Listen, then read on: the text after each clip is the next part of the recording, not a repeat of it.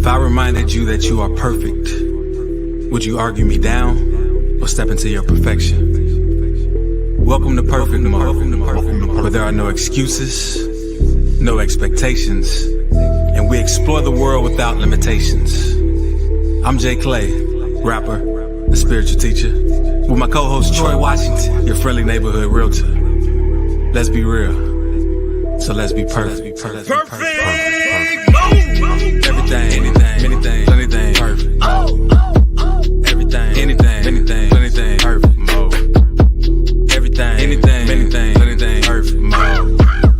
Everything, anything, plenty things, perfect mode. Perfect mode, perfect mode, perfect mode, perfect mode, perfect mode, perfect mode, perfect mode. Everything, anything, plenty things, perfect mode, perfect mode. Everything, anything, plenty things, perfect mode.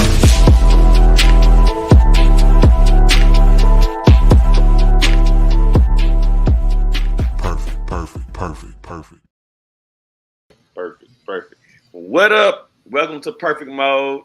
And first off, let me start by telling y'all that we love y'all. We're grateful for the opportunity to be anywhere, sharing our thoughts the way that we see life, hopefully in helping you realize that you are perfect. And the reason why I can say that unapologetically is because I know you are one of one, numero uno. You cannot be duplicated, replicated, copied, however you want to call it. And the only reason you would look at yourself and say that you're not perfect is when you're looking at somebody else and saying, guess what?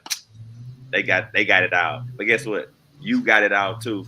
And of course, it's yours truly, Troy Washington, your friendly neighborhood realtor. And I have my boy Jay Clay, spiritual rapper and teacher. And we're about to get in here and talk about the link between mindfulness and money. Mindfulness and money. What up, Jay?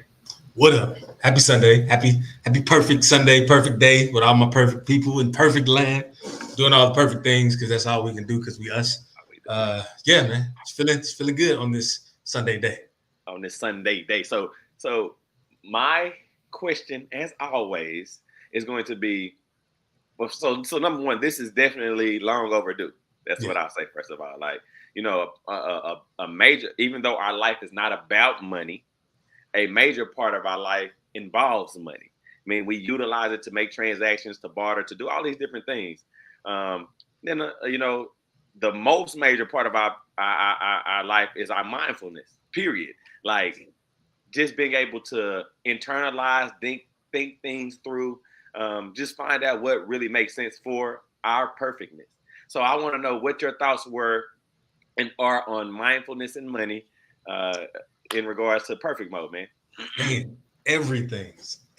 So, like, okay, mindfulness is everything, just period. Just no matter what you're doing, no matter what you're trying to do. Like when you recognize your thought patterns and just actions around a subject, and you realize how you're stopping yourself from fully jumping into something. Like you could be working against yourself. Like one of the common ways with money that I'm sure everyone has heard is like, that's too expensive. You know, saying something like that tells your subconscious that, you know, there's a limit to what you can do or have and that what you can pay for.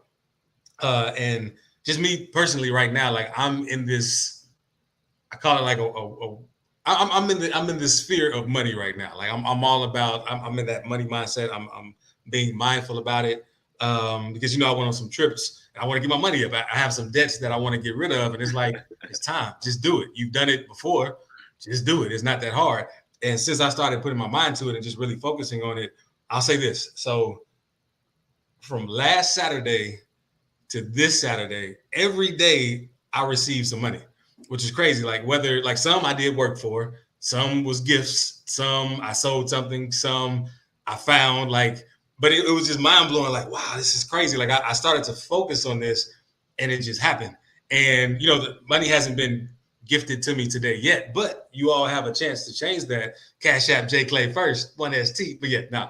But it's something about the mindfulness of anything. Like, put it like this. You know how, well, no, you go ahead. You go ahead first. I'll come back to that. So I'm going to tell you funniest thing about this conversation, and it might take me a second just to get there, but just trying to time together. But, you know, me and Charnay, we have this ongoing conversation. Charnay is my wife, for anybody that doesn't know. about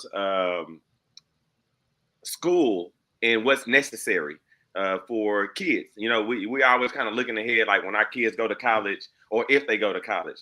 And one of my biggest sentiments that I've had was college is not the answer for everybody.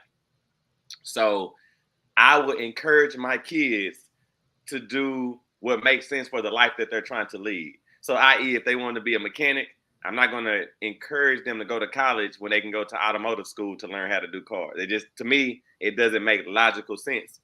Even though they can go to college and learn how to go through some process to learn how to get cars, I just feel like the path of least resistance, especially when it's going to accomplish the goal and not put you in a situation that's harmful, is definitely ideal. But the reason why I point that out is because our conversation kind of took a turn last night. And so I was like, she was like, so I pretty much essentially said, if he decides that he just want to fix toilets for his life, I'm not going to make him go to college. I don't want to make them go to college to do toilets. And then she's like, okay, well, I mean, I'm with you when it comes to not making them go to school for something that doesn't apply. But she was like, her mindset was, but they're not going to be able to make the amount of money that they want. And I said, well, now we got a lot of questions to ask. And so this is where mindfulness comes in, right? And so what I pitched to her in that moment was, see, if we're open-minded about what's in front of us, meaning we're mindful about it, then we can see other options to manifest whatever amount of money we want to get from whatever it is. And that's even in selling toilets. And so she was like, well, how? I said, well, how about he creates a business and he has other people clean the toilets for him and he gets to still clean toilets as well. And she said, well, what if he doesn't want to run a business? Again, this is where mindfulness comes in. And I get to ask him, is money even important to him? Because now we're trying to heap on what our expectations of financial achievement are onto other people. And so I brought all that to the forefront to highlight mindfulness again. And for me, mindfulness removes all the limitations. But go ahead, Jay. Yeah, no, yeah, I agree. Like similar to that, right? Because like one limiting belief is we think we need money to live a certain lifestyle or certain just how we want to live our life. And the truth is we don't. And case in example, like I said, I brought up the trips and things, but on these trips, I was not balling like I would have liked to be. Like, in fact, it was some stuff outside of my control that I'm grateful for that allowed me to go on these trips that I just took. And I'm amazed because I was like, wow, like I have no money right now, but I'm living luxury. Like I'm on this beautiful cruise ship, all inclusive, no money. Nobody knows, nobody cares. It doesn't matter. It's not diminishing me in any way.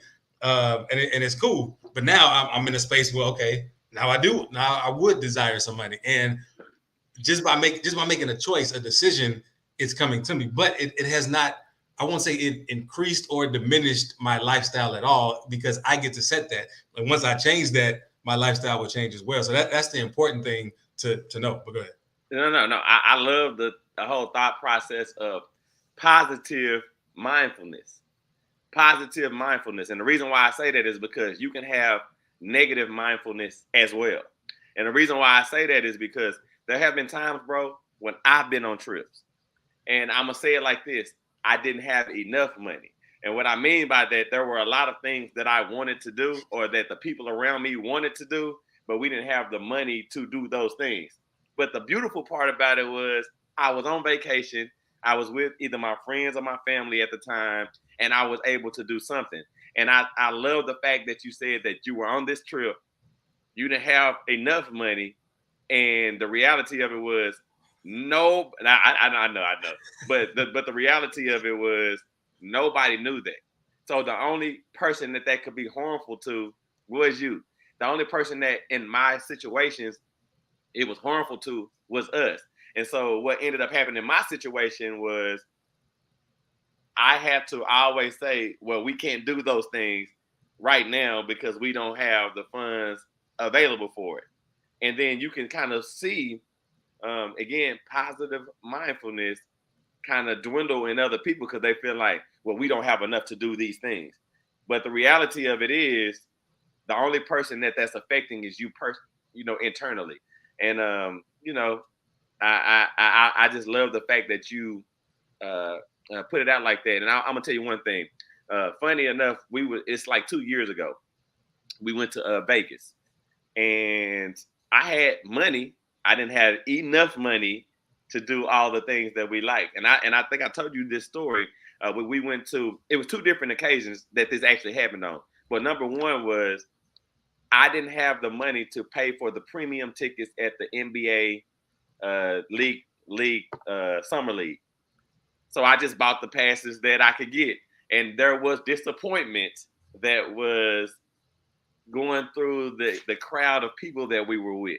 But the reality of, for me, I was kind of still in the mindfulness of I'm happy and grateful that everything is working out the way that it worked out. And then crazy enough, fortunately, we ended up being in the premium seats.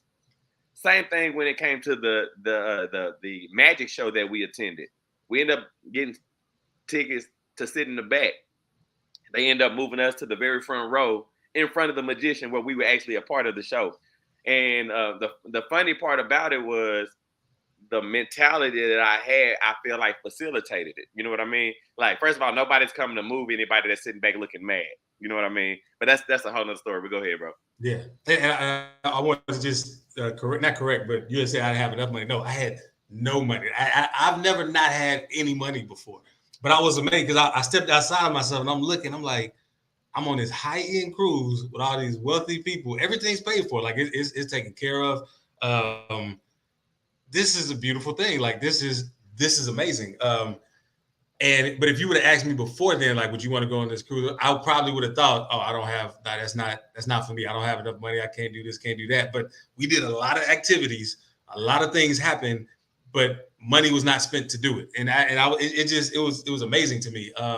And so I love what you said about the mindfulness and the mentality, because I had that mentality and I still do have this mentality, and the things, the opportunities that are available when you have this open mentality it's crazy. So I want to jump back in. So number one, I knew I made that error when I said it. I know you knew I made that. But the reason why I said it that way specifically is because how is it possible to go, and this is where your mind, that's why I said having an open mind is everything. How is it possible to be on a ship that you know everybody spent a lot of money to be on and you not have none? Like, how is it, like, this is where mindfulness shows you that money doesn't really always matter. This is when mindfulness shows you that money is not the most important thing, because the reality of it is, if anybody that was actually on the ship, or even anybody that was at my shows that I attended, had to describe me in a snap of a finger, they would say financially stable. They would say, like, they would say things that had nothing to do with not having money, for sure. And the reason why is because it doesn't matter, right?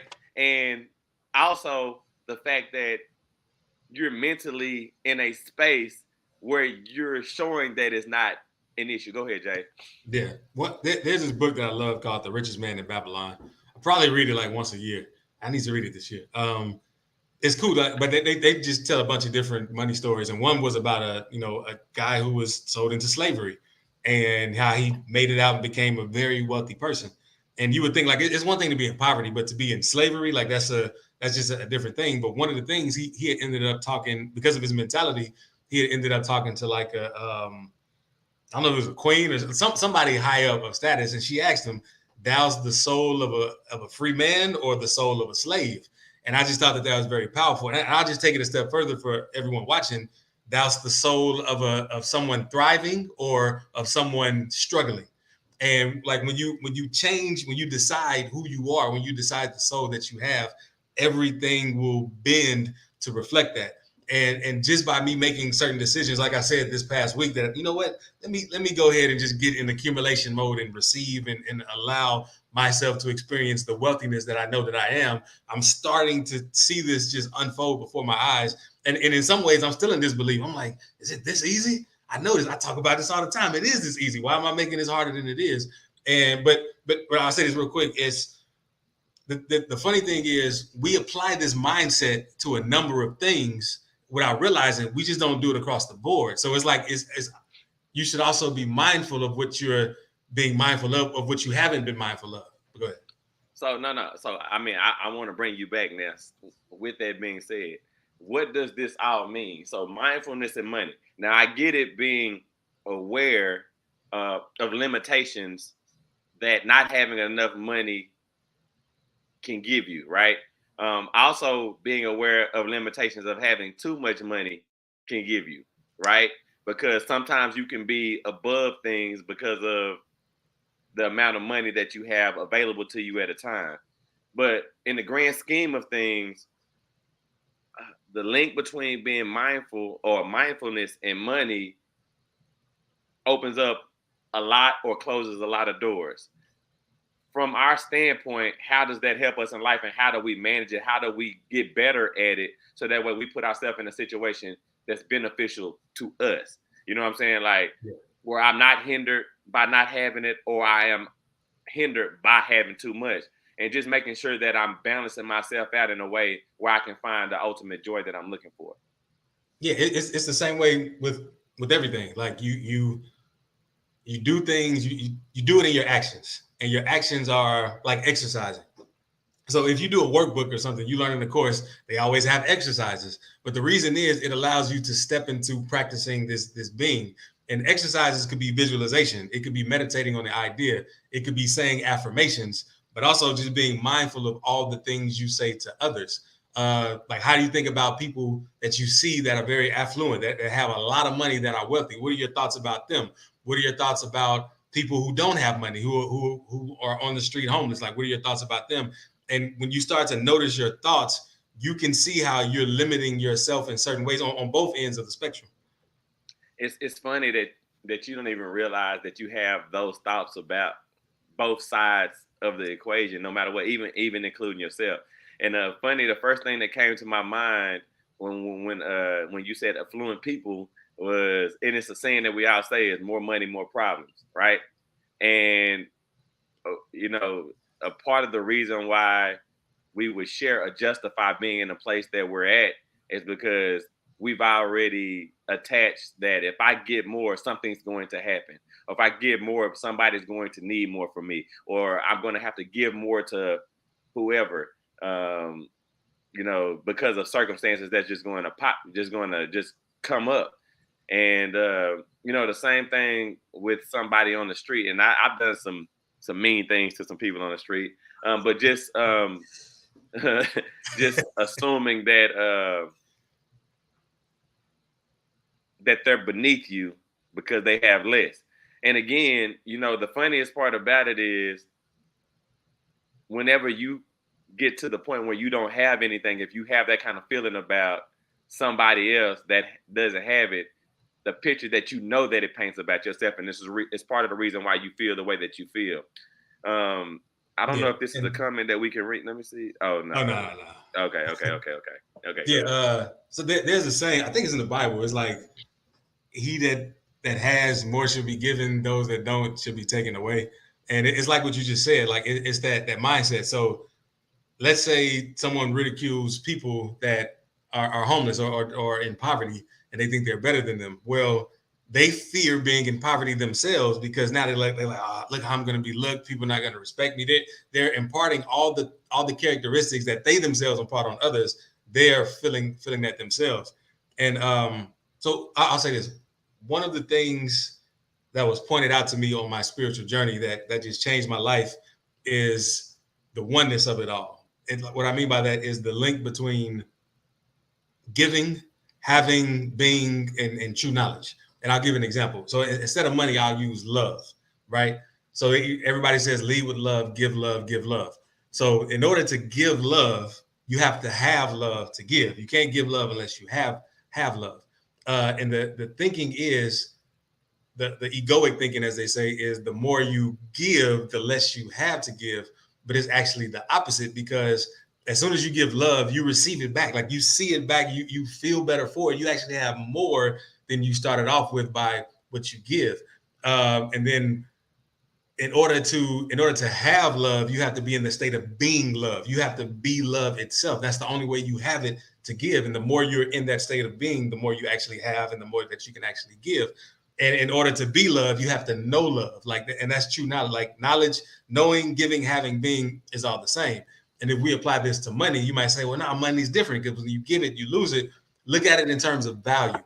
You can give value without necessarily giving money. Money could be value as well, but the more value you give, the more people you want to be around, people that you value. Like if you value your family, obviously you want to be around your family, and like you give them value, they also give you back value, and you have value, value, and we can apply this across the board if we allow it. So just to kind of touch on that a quick second, right? And I love the way that you put it, and I can't do it the way that but I'm going to point out when you said money, you changed the definition of money, which I love. And that's another big part of mindfulness. I said that when you're mindful, you're open-minded to the possibilities of anything, right? But because we're so finite in a definition, even though there's multiple words in the English vocabulary that mean tons of things, right? Like they mean like a lot of stuff. We can't get outside of our thought process of money as something physical that you exchange that has a dollar amount. And then when you say provide value to people, that could be mindfulness as well, and understanding that any kind of value can be money. Any kind of, transaction that doesn't have, like now we don't even walk around with dollar bills anymore. Like we don't even walk around with cash no more. It's all on cards. And you can say that a card is money now. That's how the kids think about it. And I just love the fact that you pointed it out. And again, when you're open-minded that way, now you can see how, I hate to use value, but you can see how the relationship that you were making with love makes sense. Because now there's a transaction of love, in a sense, that you're bartering amongst people, and that you can recreate as much as you want to, as long as your mind is in the right place. Go ahead, Jay. Yeah. And speaking of that, like values in our mind, we don't always see I don't want to say screwed up, but like how we don't see things. I remember hearing an example, and I'm gonna mess it up, but like somebody might wait in line for an hour to save 25% off something that costs $10. You know what I mean? And people, some people make way more than that per hour, but they'll waste it just trying to save $2.50 for an example. When I don't know, they can go somewhere else where they don't have to wait and it's just as valuable. But you get what I'm saying. Like it's you pay that full price of $10, but what you're gaining in the time aspect, if you value time in that way, is way more than you just sitting there being mad. Like, why is this line long? Why isn't it moving? Why is this? Why is that? And we don't realize how we rob ourselves of value by attaching to things we think are deals or ways we're getting over on some system or someone. But I would even go a step further too, and I'm 100% with you on that as well. But that also, even in those situations, missing the moment because of the frustration that we've allowed to creep in. Because at the end of the day, there's no right and no wrong in that standpoint, right? Like whatever decision you make is the right decision until it starts to cost you more than you are willing to pay, in a sense. You know what I'm saying? And so, like, you thought standing in that line to save the $2.50 was worth it until it wasn't worth it no more. But the opportunity is there for when you're standing in that line to say, you know what? I chose to do this for the reason that I chose to, no matter what it is. Now there's opportunity for something else to come in, as long as I don't allow it to change my mindfulness and the positive thought process that I have about what I'm doing. Go ahead, Jay. Yeah, like when you said pay more than it costs, in a sense, or more cost than you're willing to pay, it made me think of, okay, have you ever been in a dream and it just started getting crazy? And you're like, man, I'm out of here. And you either wake up or you just change your dream. Have you done that? Yeah. Like, okay, so I've done that plenty of times, but not only that, I've done this in this so-called waking state where like you just see something that's just not right. You like, I'm not playing this game no more. I'm not gonna do this. This is not for me. And as soon as you do that, as soon as you make that decision, reality changes. And it's mind-boggling. But that's why when people say wake up, that's what they mean. There's so many dreams that we're in that we don't realize we actually have control over by making the decision to choose something else, to see something else, to act differently, to be a part of something new, expansive that resonates with us, instead of just accepting it like, oh, this is how it is and it sucks. But go ahead.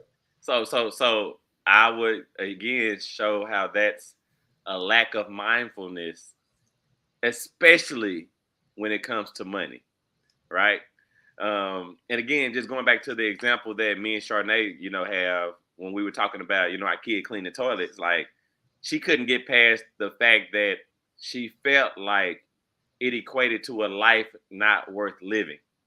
You see what I'm saying? Like there's no way that he can, like, again, there's no way that he cannot be successful cleaning toilets, right?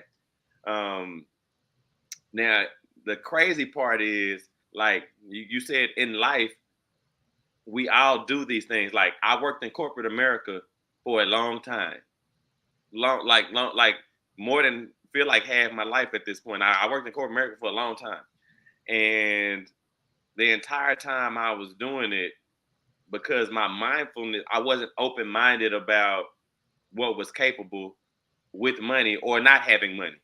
Period. Right. And so I think that's the I think that's the main point here. Like we've already crafted the end result for every avenue of life that we could go through, not being mindful of the opportunities that lay on the other end. Now, it took for me to be let go, for me to open my mind and say, well, since now I'm let go, let me figure out how I can make a life without going the route that somebody told me that I had to. And if I go this route, it's not going to be as disastrous as I thought in the beginning. Go ahead, Jay. Yeah, and speaking of like just lifestyles, right? So okay, this past weekend, yesterday, I've been separating out like I had business expenses that I was paying for through my personal, and I really just separated the rest of those out. And when I look back at my personal, I don't even really buy anything. Like, you know what I mean? Like everything I do is for what I'm doing, what I enjoy doing, which is my business is. And so when I looked at that, I was like, wow, like you really don't need much in terms of just monetary things to be happy. Like my if you just look at my personal bills, it's just regular stuff like mortgage and groceries pretty much and just regular bills, but it's not anything extra. And I'm happy. You know what I mean? Like it's not like I'm like, oh, I wish I could buy this. I wish I can get this. And even that, I know that once I make a decision to receive something, it would be as easy as making that decision to receive. And I say that to say that like we look at the lifestyles we want and we think we need all of this money for it. This could be true in some cases because you might want a moneyful lifestyle, but it doesn't have to be. And my point is loosen that grip on all beliefs and expand it. Like you can receive all the money, you can receive none, but you can still live the life that you've always wanted. And that's just secondary. Like it's gonna bend to your will based on your decision. And to me, that drives home the whole point of now. I don't want to talk about a lack of money. I want to talk about an abundance of money, or being able to be mindful about the way that you use the money that you have to satisfy those life goals. Because the reality of it is, there's a fictitious life that we continuously think about that involves a whole bunch of stuff that we don't want. And that's where I think being mindful is important. And I love the fact that I've done the same thing where I've looked at my bank statements and I've realized that I only spend money on stuff that I want to do. Now, it doesn't mean that there's other things that I don't want to do, but the issue with it all is I haven't been mindful enough to figure out a way to make it happen with the resources that I currently have. The reason why I say that is because I've seen people do some of the most amazing things with no money, right? Stuff that they wanted. And I didn't even fathom that it could even be possible. Now I want to give you an example, right? I have some I have some people that I was working for in real estate, and I was taking them to go, showing them all of these houses. Now, something that most customers do when I'm shopping them around for houses, they look at the house and then they talk about all the things that they could buy. Oh, I'm going to buy this. I'm going to do this. If I save up the money for this, I'm going to do this, and all these different things, right? So this one family that I'm taking around to show houses, they're looking at it the exact same way that these other people look at it. But the one something came out of one of their mouths. They said, oh, "Okay, they have these at Habitat for Humanity." And so in that moment, it's not like this person was looking for anything cheap or anything less than anybody else was looking for, but because there's a level of mindfulness that they have based off of their current financial situation, they figured out a way to still get the exact same stuff, the exact same quality, and satisfy that need. And again, that's where I talk about limitations that you give yourself, because you're not willing to be mindful about what's available or what you possibly can do. Now, this person, that these people that I'm talking about, they had all of these different avenues lined up for them for when they moved into their house that they were going to utilize in order to put themselves in a situation to have even more than I have today. And I'm like, wow, like my mind was blown. But go ahead, Jay. Yeah, and I want to say, so okay, so one thing you said was like you haven't figured out how to make it happen yet. And one thing that I would say, because I've been in that same boat, is it's not necessarily our job to make it happen. It's just our job to decide and believe it's going to happen. And the way we show that belief is in our actions. Like you said, like they're lining it up. They're prepared for receiving this stuff. They're like, oh no, this is happening. I have these avenues, but I know this is going to happen. They're holding that vision. And we forget that. Like we think, okay, I need some master plan. I need something. No, we just hold the vision, whether figuratively, spiritually, however you hold visions. If you got to write it out, if you got to see it, or if you just believe in it, it's faith. As they say, faith without action is dead.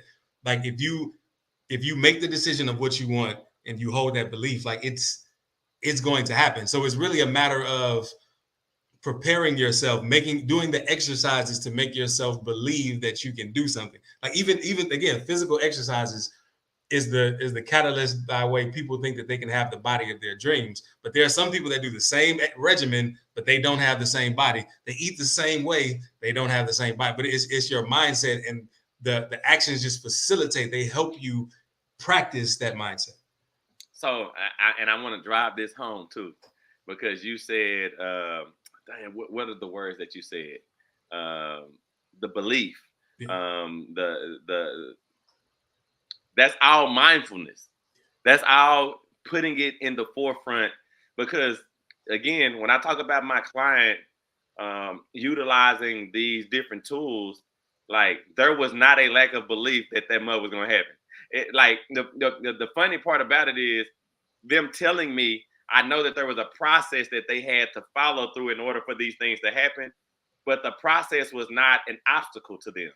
It was more like, I'm going to do this and this is going to happen. And I love that because the reality of it is that mindfulness can only come through a strong belief and practice, right? And I'm not talking about practicing actually facilitating it happening before, but practicing telling yourself that it's going to happen over and over again. And that's when you can remove, the money talk, or you can start to build with your money talk and saying, okay, well, I'm going to utilize these. And when I have, or if with the money that I have, I can utilize this in this way in order to benefit me, entirely differently. But I just love the thought process of being open-minded about what's in front of you. And that makes your money grow exponentially in itself. Go ahead, Jay. It's funny you said that about like the lack, that there was no lack of belief. So check this out. Okay, this morning playing basketball, the second game I played, our team, if you would just look at the teams, we look like the inferior team, like we were going to get beat bad. But the people that I've played with these people before, and I know we could beat this other team, no problem. So I'm playing, we played, we lost. So afterwards, I hear them talking, and they were mad because like just the way they play, like they play where everybody can play. So you might just end up on a messed up team. And they were kind of mad at that process. And I pointed out to them, like, y'all mad at the process. We could have won that game, but I see that y'all had a defeated mindset before we even began. Like you, and then when I started to think about it, I was like, it reflected how you played. You were rushing stuff. You were trying to be a one-man person, do this and do that. But I was like, I've seen the craftiness that each one has. And they were like, dang, that is true. Like we were defeated before we even started. And that was another thing too. They was like, yeah, the other team, they were just playing with us. I'm like, that's more of a reason where we should have just easily beat them and made them play for real. But the other teammates, which I didn't know while we were playing, they had already conceded. And that's important because think about the things that you do moving forward, how you could have already conceded to, and so you never tried, which is why it's important. Just get your mind right first. When people say get your mind right, get your mind right so you can see yourself actually doing what it is that you want to do. Look, I'm finna tell you. So you and I don't know if you know this, but right now, as an adult, dog, I guess we were adults then too. So, but right now, as an older adult, right? If you was to tell me, Troy, we finna go to Miami, let's go. You don't understand the process that I have to go through in order for me to say, okay, I'm finna go to Miami. Now I'm just gonna say, wife and kids aside, I'm just gonna talk about money. The mentality for me today in this moment, I would have to be like, okay, let me figure out how I'm gonna make this mug happen, right? Like, because I know the times that we went to Miami and stayed, it was always during Memorial Day and spring break. They're going to be the most expensive times that you can go and get a room, a hotel in Miami, or do anything. I mean, anything, right? Now, as an adult, if you told me during spring break or Memorial Day, Troy, we're going to go to Miami, I'll be figuring out, okay, I don't know if I'm going to be able to do that, Doc. Now, the reason why I bring that up is because me and you went 2 or 3 times. I can't remember how many it was at this point, right? Now time, did we have enough money to go? Now, I didn't know that we didn't have enough money to go, but I'm just saying, now time that we went to Miami, I'm 100% sure we didn't have money to go.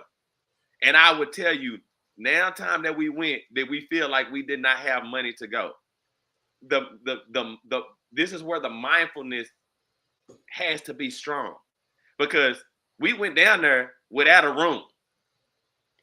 We went down there without, like, there was nothing, there was not a bone in my body that was shaking like it wasn't going to work out.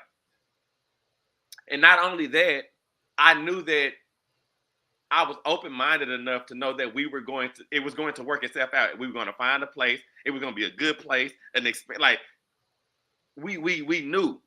And go ahead. I know you guys understand. Yeah, no. I still laugh at how we got that room to this day. That's hilarious. But not only that, like while we were there, we lived like kings. You know what I mean? Like it was all these opportunities available. Woody, I won't believe the opportunities that was thrown at us, and just it was. Yeah, like we had no doubts about our experience there, and it showed out. Our experience matched or even exceeded our expectations.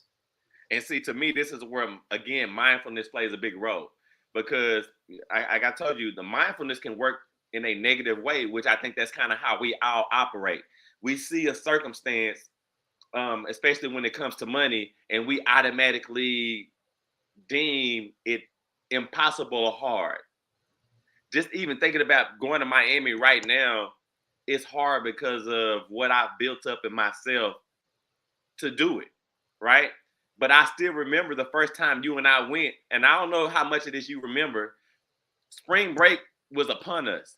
We wasn't even planning on going nowhere. And then literally we was like, you want to just go to Miami? Let's just rent a car and just go. And we literally just got in the car and just went.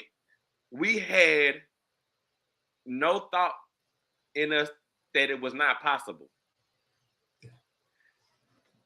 Go ahead. Not only that, I mean, even at that point, we had sowed the seeds of just doing stuff. So, like for example, I probably knew you a couple times. Like we made a song, we probably sold a few CDs together, but I didn't really know you. You was like, hey, me and 2 other people going to like to Mardi Gras. You want to go? Yes. Gras, yeah. I don't know none of y'all. I just jumped in, but we had the time of our life, and we was taking care of every step of the way. And we had college money then, which was no money. And no money. Yeah. So, like, and again, that's the most amazing thing about it, and it points out the limitations that we give ourselves. Now, again, I'm going to say that I think that even with it's crazy. They say with the faith of a mustard seed. That's the whole nother thing. But like, we have a lack of mindfulness when it comes to money, which is where all the limitations come from. We believe that the certain amount hinders us from accomplishing specific goals. And that's the reason why I told the story about my person in Habitat for Humanity. But not only that, like, in my line of business, bro, I run into so many people. This is what's crazy, that tell me that they don't have enough to buy a house, but they live somewhere now that they pay probably more than they would pay in the house.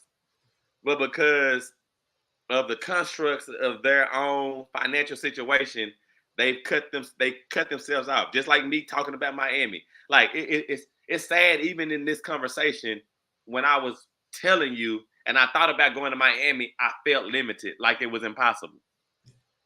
And again, it just goes to show you that you have to, it's a work in the progress that you have to be on. You have to put forth the effort to remove those restraints. You have to open your mind up and be mindful that the limitations are only the things that you set for yourself. Go ahead, Jay. Yeah, two things. So the first, I found out why the saying is about the mustard seed, because I found out like mustard seed is one of the smallest seeds in the seed community, and overnight it can grow taller than the tallest tree, like the mustard, whatever it grows, it can be the top. But overnight, and that sounds like overnight success. Like everything really is possible. And secondly, when you brought up about the people that don't believe they can be in the house, I've been there. I witnessed you talking to clients or people where they're like, well, I can't afford a house. Like, you say, well, do you stay somewhere now? Do you pay at least this? They're like, yeah, you can afford a house. Well, my credit's bad. Well, we can take care of that. Well, like insert excuse here. They weren't willing to see past their own limitation. And in some aspects, we're the same way with whatever limitation we have here. But when we step outside of ourselves and be mindful of what we're doing in the moment, we can sidestep that limitation and say, why do I have this limitation? Let me start to overcome this. And that's the craziest part about it is mindfulness is the easiest thing that we could do. It doesn't cost us anything, but it's so difficult for us to decide that let me be mindful again with what I have to maximize it. Like, we don't even want to take the time to maximize what's in front of us, because that's a part of society, the way that we are. Like, everything is so cookie cutters, everything's so easily accessible, convenient, all these different things. But again, to sit back and say, you know what, I really want to go to Miami, right? I got $2. Hold on, let me tell you something. This just popped up. There's this guy that my son TJ, which is my 12-year-old, all that don't know, he watches. And it was one of the most amazing videos that I saw. There's a guy who's walking on Venice Beach, and he says that I'm going to use this penny, and then I'm going to make this penny take me all the way to New York, right? And so, of course, I'm locked in, because the reason why I'm locked in, because I know I have a lack of mindfulness. Like, we tend to tune in or be locked into things that we feel like are of us, but not of us at the same time. So I'm locked in. I'm like, I want to see if he can do it, because the reality in my mind is he ain't going to be able to get all the way to New York with this one penny. So what he does is he goes down the beach, and he has his penny, and he goes and asks everybody, hey, do you have a pen that I can write with? Do you have a pen that I can write with? I pay you a penny for the pen. And so he finds somebody that finally gives him a penny. He gives him a penny. Then he goes back and says, hey guys, he's going to random people out on the beach and saying, hey, I'm trying to make some money so that way I can do this. Can somebody buy this pen from me for $1? So somebody ends up buying a pen for $1. Then he goes and he buys a bottle of water, and he sells a bottle of water for like $2. Then he goes and buys multiple bottles. And then there's this whole thing that he's doing all this, all recorded, right? And he ends up getting enough money for a bus ticket to the next city. And eventually, long story short, he ends up in New York. He figured that mug out like within a week's time. And the reason why I'm saying it is because there was no limitation that he allowed to put in front of him. There was only solutions. And a part of being mindful is always coming up with a solution. Even when you're talking to yourself, when you have that self-talk, not saying I don't have enough to do this, saying I have enough to do this. Where can this lead me to? Go ahead, Jay. Yeah, and even stories like that, like some people might say I could never do that, blah blah blah, but we do it all the time. We just don't realize it. Like getting home, getting from a destination back home. Something could happen. You could have a flat tire. You're not gonna say, "Oh, I guess I'm never going home again. I'm gonna give up on that dream." Like what? No, you're gonna either repair it. You're gonna call somebody. You're gonna do what you need to do to get home. It might be a detour, like the road might be closed. You're gonna get to your destination, which is home, because in your mind, that's where I'm supposed to be. That's where my heart is. That's why I love being. That's my beingness is at my home.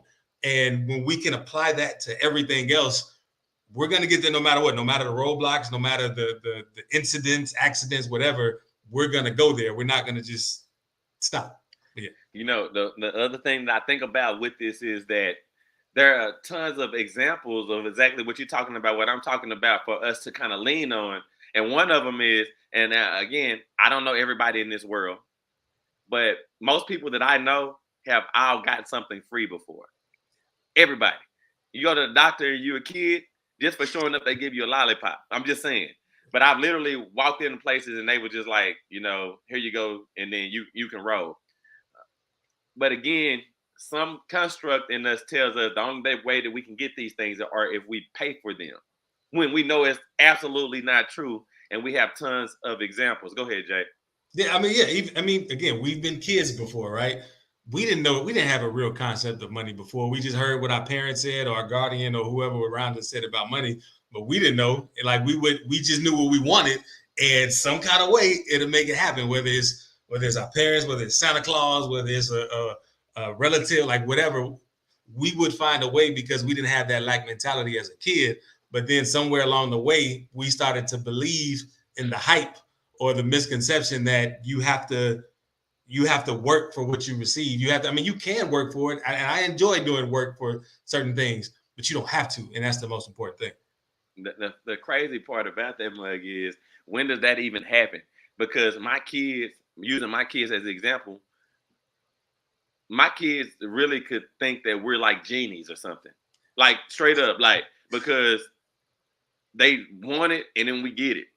And it's not to say that they don't work, because they go to school, you know, they do all of these different things that we're in turn. And I think that's probably kind of how that mug turns out, because we're telling them, because you did this, we're getting you this, or because of this, we're doing this. But again, the reality of that mug is if they could really process it in a way that we're talking it right now, they will understand that you're only getting good grades because of your school. Really, you're wanting other stuff and it's just coming to you. Your parents love you. We want you to be happy. Just like everybody in the world. Like, who walks around and doesn't want people to be happy? So, like, you know, I'm going to tell you this story again, too. When I went to Sacramento that time, and I had went to that game to go see LeBron play. And I'm sitting in the stands. And again, I bought these tickets. I don't know what these tickets do. I don't know what they're for. But I was so happy, elated, enjoy. Like I had to be radiating for people to be looking at me, because I was sitting right there happy. So much so that the security guard was looking at me and was like, "Hey man, come here." And like, of all the people over here, you see, like, I'm just glowing. And he like, come holler at me. And I'm like, "Okay, what's up?" He's like, "Well, you know you can go down here with the players, right?" And now it's even 10 times more. But the thing is, though, the happiness spreads. He pulled me in and allowed me to go even further than I even thought. When you're mindful, appreciative, it will grow. It expands. It helps you to get even further. But again, if I'm sitting back and saying, "Okay, I spent all of this money right here, sitting in this seat," and I'm looking like I'm just relieved that I'm in the place that I'm at, that changes the whole dynamic of everything. Go ahead, Jay. Yeah. I want to go back to what you were saying about, like, you know, kids and things. It took me back to my, I guess, mentality as a kid with money. So as a kid, I kept money, like, but it was for the framework of the things I wanted, like toys and snacks. As I got older, video games, like I like which is more than toys and snacks, but I was able to attune to it because it's like, oh, okay, if this is what I want, I got to figure out a way. I got to politic to these people. I got to do this to this, whatever. Like I'm gonna get these games, and I was able to do that and still keep money for my range. But at the same time, like when I would hear something like $1,000 or 10,000 or even more, I'm like, that's a lot of money. I can't fathom that. But had I been introduced to that in a different way, perhaps I would have formulated a similar plan or a similar way to be able to, oh yeah, I can keep this amount of money. I can do that. And a lot of times I think parents don't always award their kids that opportunity to say, okay, look, I know you want this. I want this too. This is how much it costs. Let's figure it out. Let's what can we do to do this? And like kids will figure out something. But a lot of times that's not the case. And I just say that to say like there's always a new way to do everything. No, so when I first got into real estate, I was either I was listening to a podcast or I was reading a book about this guy. And the guy, he never told his family no. He never told his wife no to anything. He never told his kids no to anything. He never said no. But what he would do was, he was a realtor. So what he would say is, like, his wife would come to him and be like, I want this new car. And he would say, okay, cool. You can have this new car. We need to sell 5 houses. Right? There was always a solution. So what his wife would in turn do was she would get engaged with him and help him do all that he needed to do to get that goal. When his kids would say they want something, he was like, okay, cool, you can have it. We got to sell 2 houses. And I know this is kind of a step away from what we're talking about, because we're saying you don't have to do anything for anything. But also when it comes to mindfulness and changing the way that people think, saying that you can't have it, in turn, he just pretty much told them, you can have whatever you want to. Let's go get it together. And I think that's another piece to that as well. Go ahead, Jay. Yeah, I love that. Like like you said, like it's a big step if you go from you can't to you can. You might have to do something to get it. That's still a big step. And in the same way, from that to you don't have to do anything, you can just have it now, is a step too. But either way, you're not closing the door saying that you can't have this, and that's what a lot of people do. They like, we'll look at others, we'll revere them for certain things, and we'll say, oh, that can never be me. I wouldn't do that. I wouldn't want to do that. But go ahead.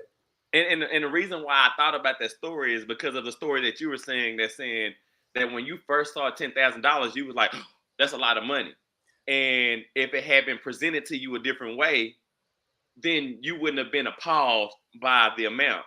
And that's the reason why I thought about this guy, because when his kids came to him or his wife came to him, it was never, that's a lot of money. So they never were able to to learn that behavior. They were more like, oh, that's $10,000.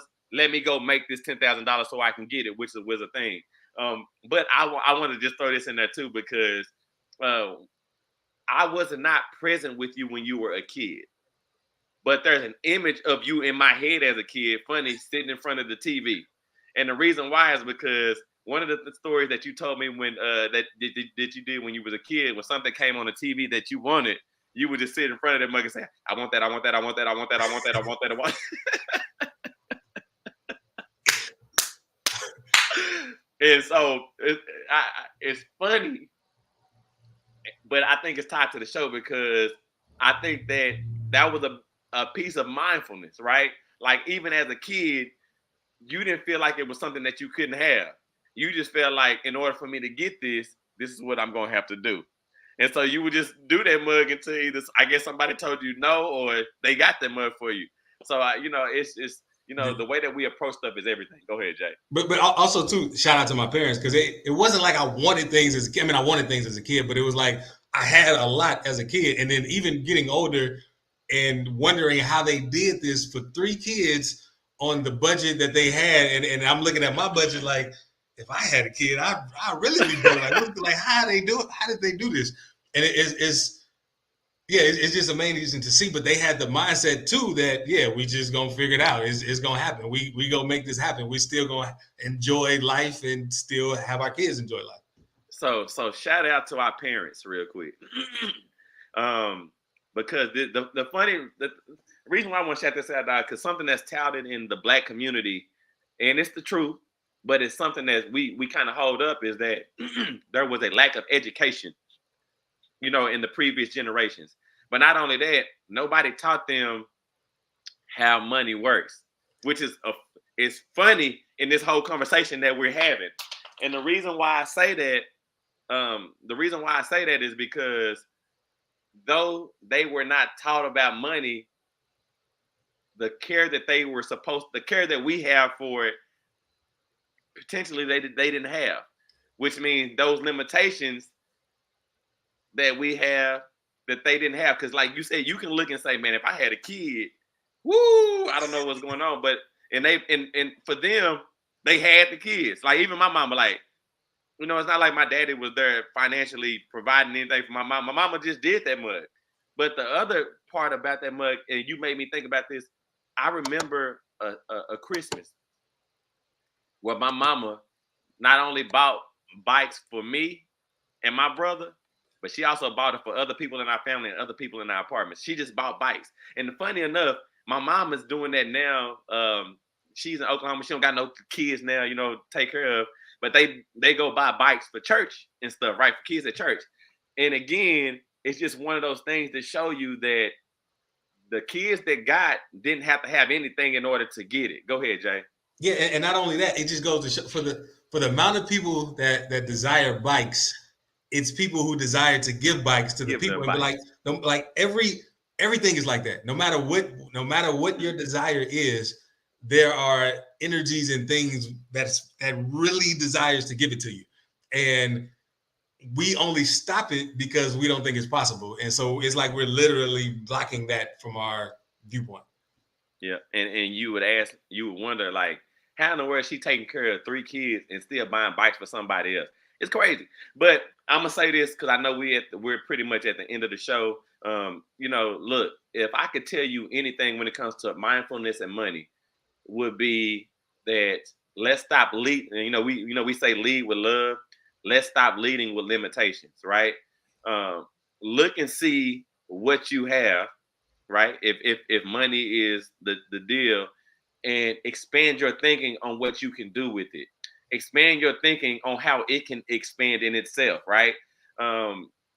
It's been plenty of times where we had a lot of money in my house, and then we're not mindful of what we're doing. And then there's times when we don't have enough money in my house, and we're mindful about everything we eat. About like we get very detailed. And I'm not saying that you have to be detailed about the money. I'm saying be mindful about it. Be mindful about once you are not lacking per se, what it can really do. And then when you are lacking, realize what you're really doing, right? Because when you feel like you're at a place of lack, you're even more functional, and you do way more than you even give yourself credit for. But yeah, man, I appreciate everybody joining us. We love y'all. Without y'all, we wouldn't be here. We'd be doing something, but we definitely wouldn't be here. And Jay, you can end us with whatever words you got. Thank you. Yeah, I just want to just reiterate what you said and say yes wholeheartedly, and do the exercises necessary to just practice that mindset. Like again, like it's a new mindset, so it might take a little time, but it might not. It could be as easy as a snap of the finger. But do what's necessary to have yourself believe it, and just watch how quickly it is presented to you in the present. Presented, yes, it's cool. So, okay. One more thing, I just want to say too, in the spirit of the term broke, or not having zero, or the term of having zero money, because I know we touched on that. Like, take the negative stigmatism away from being broke as well. Because I would tell you, when you don't have any money, you have all the opportunity in the world.